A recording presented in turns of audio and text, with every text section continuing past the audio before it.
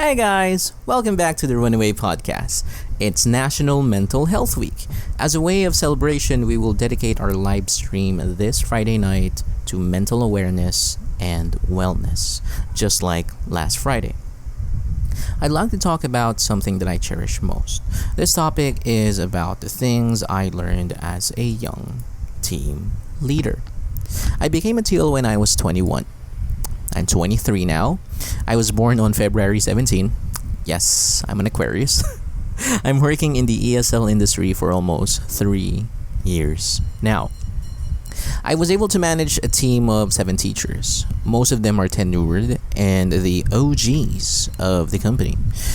They're older than me and more experienced than me. That's why it was challenging. So these are the habits that I learned during my time as a team leader. Number 1, change your awareness. Take time in getting to know your people. Break the ice. Ask them about their life, their hobbies, their opinion if they're Marvel or DC, or their goal in working with the company. You have to know where they are coming from for you to guide them in where they want to go. Get to know their beliefs and values to get an idea of their intentions. In the process, I became aware of the value-action gap. The value-action gap is when someone's action doesn't match with their attitude. This allowed me to know when the team is not in a good mood, so I cheer him up. Number 2, know your why. Why are you doing this in the first place? What is the reason why you are here? Think of it as your reference point for your actions and decisions. Knowing your why makes you productive. I had those days that I start questioning myself, like, what the fuck am I doing? And whenever I find myself asking this, I mostly felt anxious, overwhelmed, or stagnant. And it does affect my output. So know your why. As Friedrich Nietzsche said, he who has a why can endure any how. As Patrick Star said to Squidward, firmly grasp it. Number 3, read. Knowledge is power. I personally love reading. Reading became a huge influence in my teenage life. I used to read anything that I can get my hands on, whether this is a textbook, nonfiction, Twilight, or an article.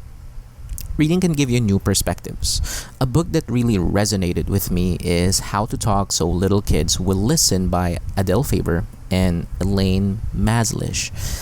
Since I'm mostly teaching children online, the book became my Bible. My main students were children. This book allowed me to learn, understand, and apply various communication strategies that increase my output for children and made my management skills a little bit unique in the office. Sorry about that. It's my dog barking.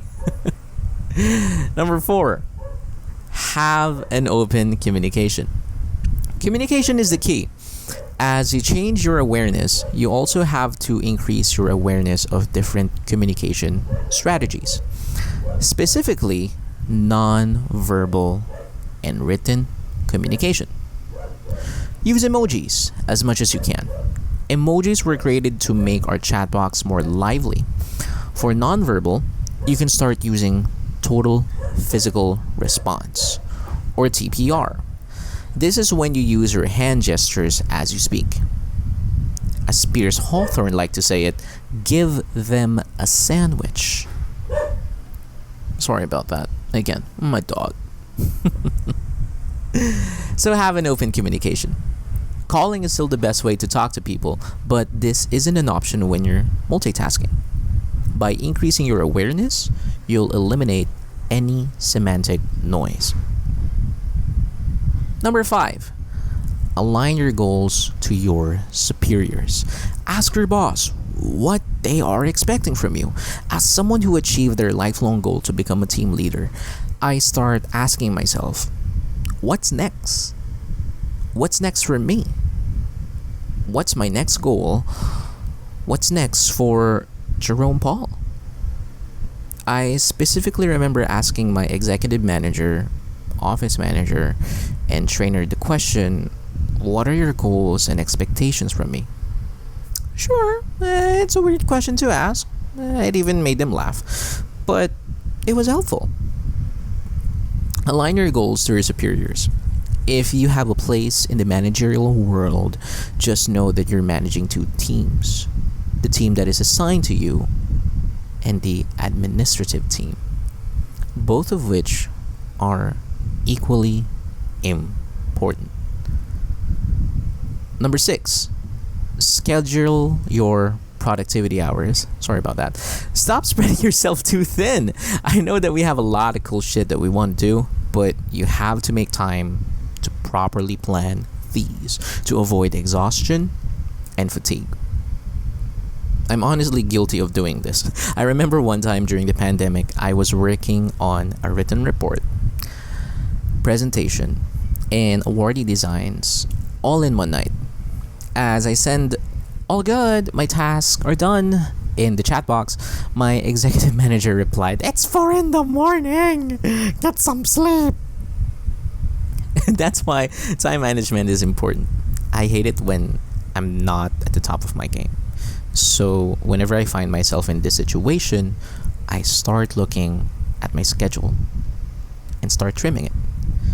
As Anna Akana said, if you're doing everything horribly, you don't want to be doing it at all.